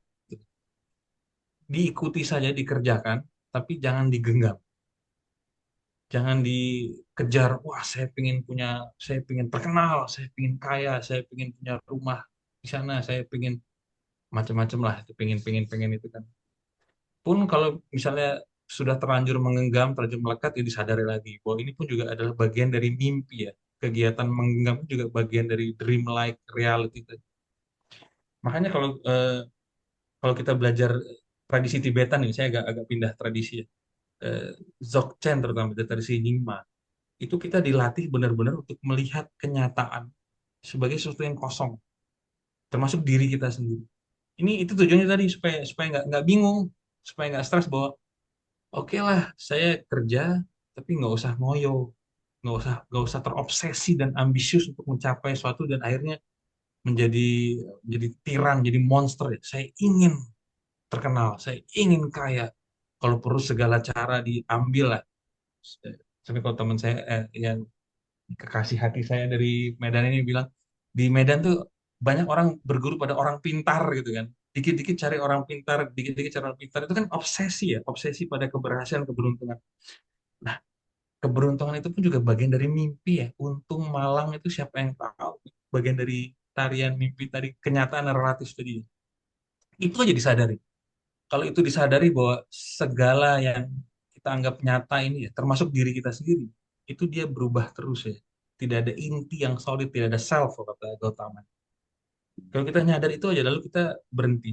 Auto berhenti gitu. Berhenti mengejar, berhenti mencari, dan kita akhirnya just be.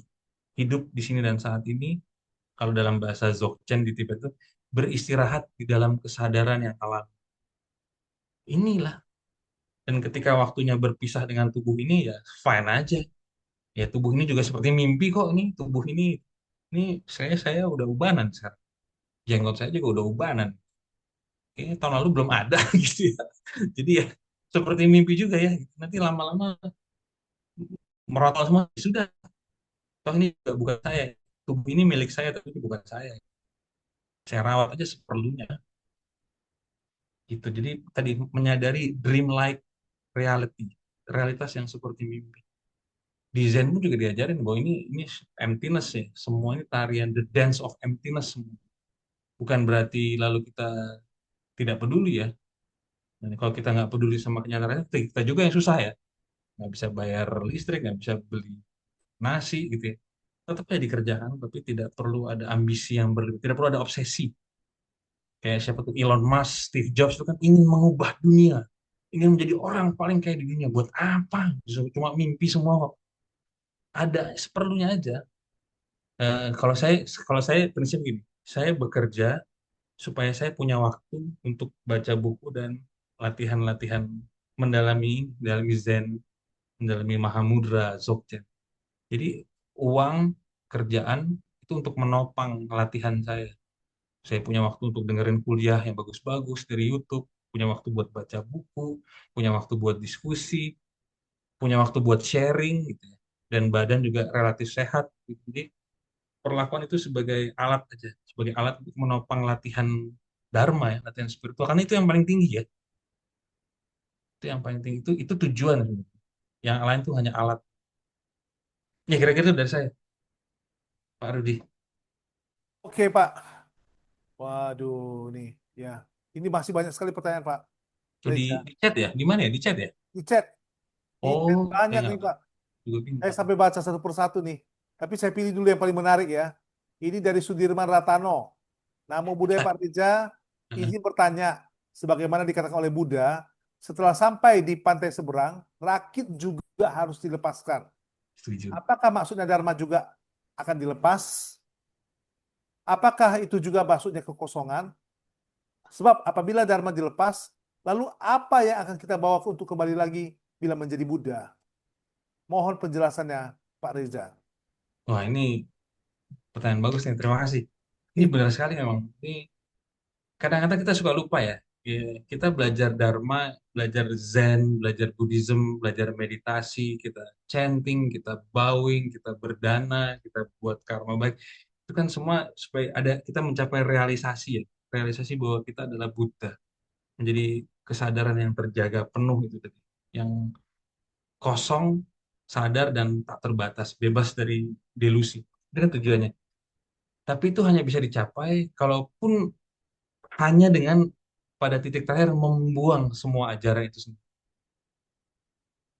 Makanya saya bilang di buku saya, kalau bukunya udah dibaca, dibuang aja ke tempat sampah atau dikasih temen, atau kasih tetangga lah gitu.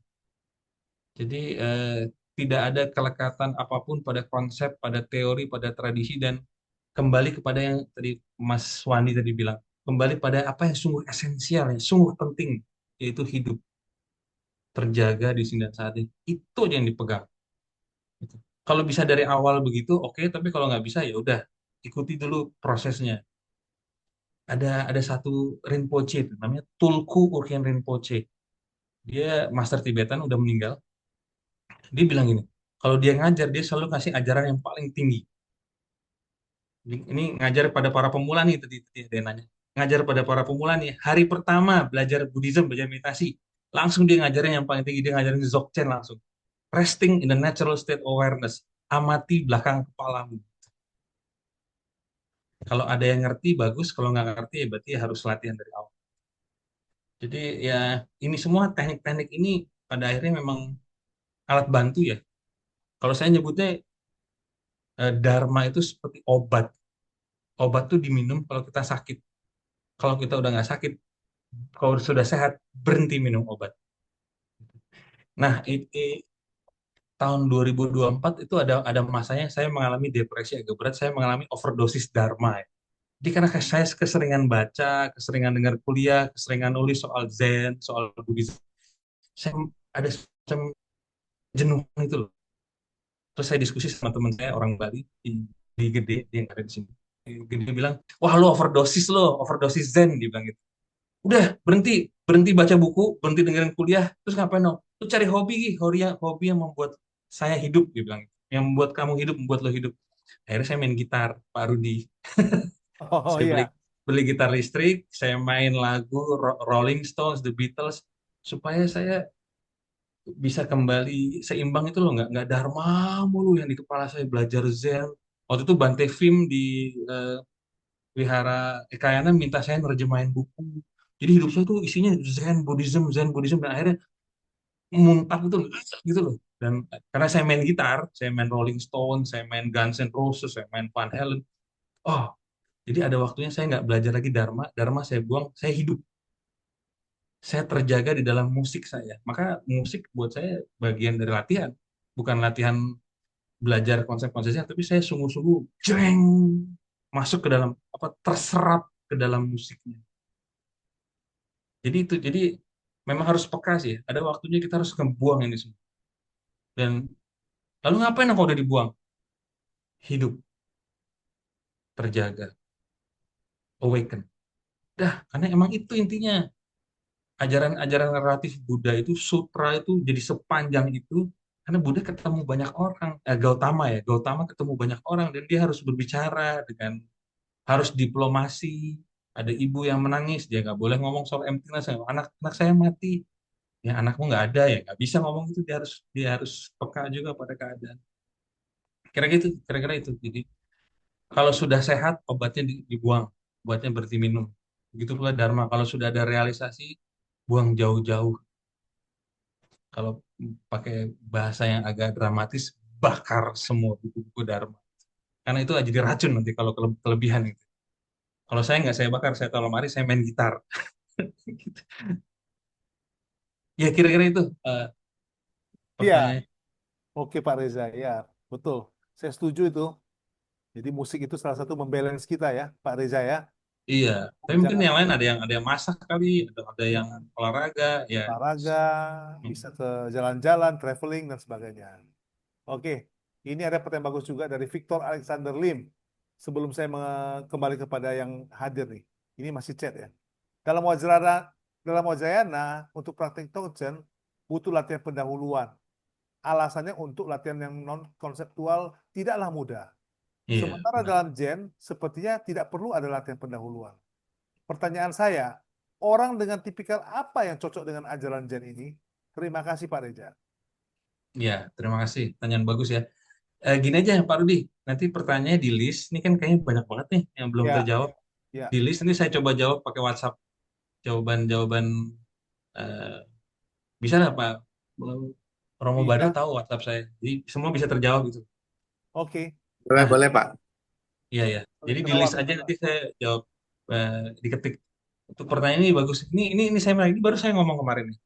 Di tradisi Tibetan, terutama Dzogchen ya dari Nyingma, itu Dzogchen itu resting, beristirahat di dalam kesadaran alam itu level terakhir. Kalau di Zen tuh hari pertama ya. Hari pertama belajar Zen itu yang diajarin.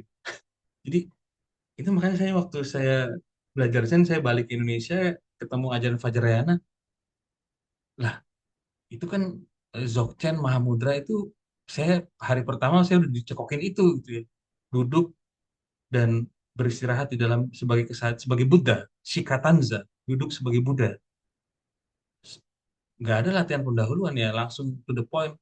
Kalau kata Zen Master saya namanya Chong An Sunim itu di Hongaria, di Zen tidak ada mainan, hanya ada eh, untuk orang dewasa gitu. Nggak ada tuh yang apa sih kama baik, kama buruk, tabur benih ini nggak diajarin, nggak diajarin. Langsung duduk dan sadari kamu buta. Lalu ada latihan koan untuk mempertajam intuisi. Nah pertanyaannya orang dengan tipikal macam apa yang cocok dengan ajaran Zen ini? Mungkin saya agak bandel jawabannya. Orang yang menyadari bahwa dia bukan orang. Orang yang menyadari bahwa orang itu pun juga konsep ya. Kalau dia masih melekat pada aku, pada saya adalah manusia, saya adalah Reza, saya adalah siapa, eh, dosen, penulis, selama melekat pada situ, dia nggak akan bisa dapetin Zen. Dia harus bertahap dulu. Kalau di Tibetan tuh harus ngondro dulu, harus bowing ribuan kali, harus chanting, lalu harus powa, harus ada dream meditation, ada clear light, baru masuk ke jokes.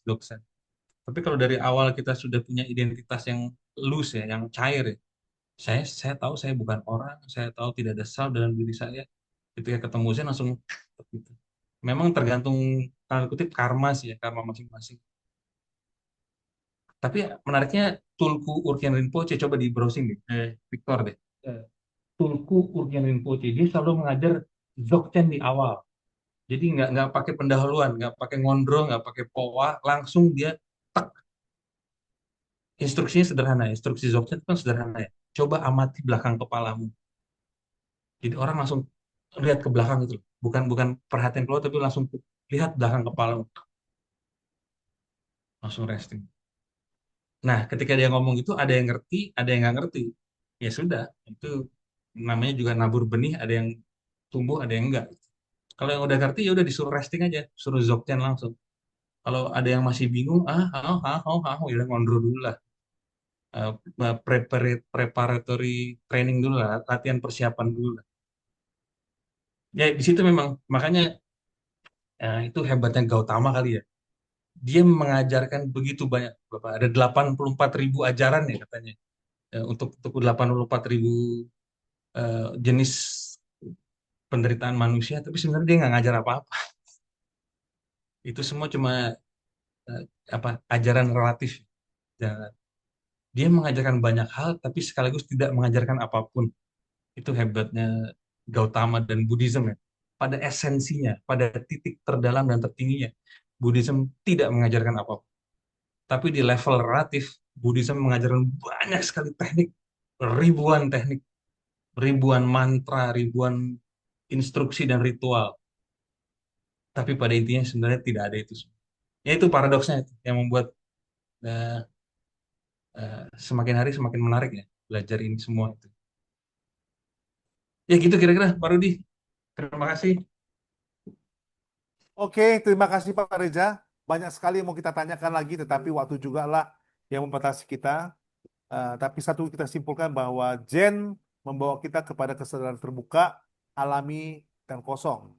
Dan Zen ini juga yang akan menghantarkan kita untuk membawa kita kepada kesadaran yang absolut. Jadi kepada Bapak Ibu sekalian, mungkin sudah banyak sekali yang bertanya, baik yang tadi sudah mengacungkan emoticon maupun yang sudah melalui chat. Tidak semua bisa kita layani, tapi sebagaimana tadi Pak Reza begitu berbaik hati untuk segera kami list pertanyaan tersebut dan nanti akan kami kirimkan kepada beliau. Mudah-mudahan akan segera beliau jawab dan kita akan share kembali kepada Bapak Ibu yang sudah hadir pada malam hari ini. Baiklah, terima kasih Pak Reza atas segala kesempatannya, atas segala wawasannya. Semoga kita bisa bertemu kembali pada lain kesempatan dan juga kami berharap bahwa apa yang telah disampaikan oleh Pak Reza ini akan mendorong kita untuk terus berlatih dan berlatih terus sehingga kita mencapai pemahaman sebagaimana kita bisa ada memahami ajaran Buddha secara kontekstual dan dengan penuh kesadaran. Saya rasa demikian. Sekali lagi terima kasih kepada Pak Reza dan juga saya kembalikan kepada Romo Badrapala selaku pelaku acara pada malam hari ini. Silakan Romo. Baik, terima kasih Pak Rudi, Pak Reza, terutama sekali. Sebelum kita akhiri, kita foto dulu bersama ya untuk dokumentasi. Silakan Pak John Dente. Ya, terima kasih. Semua peserta mohon dibuka kameranya ya. Ini fotonya adalah untuk dokumentasi. Oke, pasang wajah senyum. Ada 2 page ya ini ya. Oke, dibuka kameranya semua. Masih ditunggu.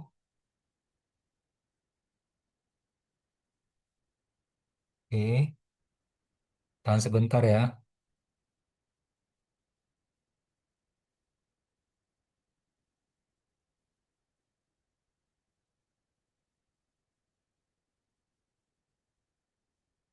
Oke, tahan sebentar.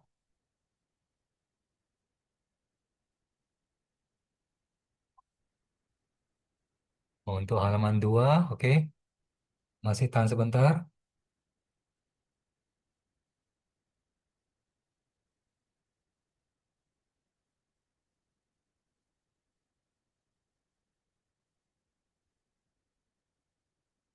Oke, siap. Saya kembalikan ke Romo. Silakan Romo. Ya, baik. Pengucapannya. Terima kasih Pak Jonte. Terima kasih Bapak Ibu sekalian, terutama sekali kepada pembicara kita yang sangat luar biasa, pada Pak Reza. Ini sebenarnya kalau waktunya bisa panjang lagi, kita bisa sampai malam juga sangat sangat senang sekali. Tapi Iya. mudah-mudahan dengan waktu yang singkat ini kita bisa mengundang beliau lagi dan beliau punya waktu yang khusus bagi kita. Apalagi nanti mungkin ke depan ya kalau bisa ketemu langsung itu jauh lebih bagus Pak ya. Iya, benar Mudah-mudahan Pak Reza. ada kondisi yang mendukung untuk itu. Sekali lagi Iya. terima kasih Pak Reza Terima atas kasih kembali. kerendamannya yang sangat luar biasa kepada kita semua yang betul-betul membuka wawasan. Anumodana Pak. Terima kasih. Sampai ketemu ya. Sampai ketemu. Sampai ketemu Pak Reza. Kita diskusi musik lagi nanti Pak. Mantap. Led Zeppelin ya. Ya Pak. Stairway to Heaven Pak. Terus, Izin pamit, Robo. Namo Buddhaya. Namo budaya semua. Nama Nama budaya. budaya. Terima kasih. Terima kasih.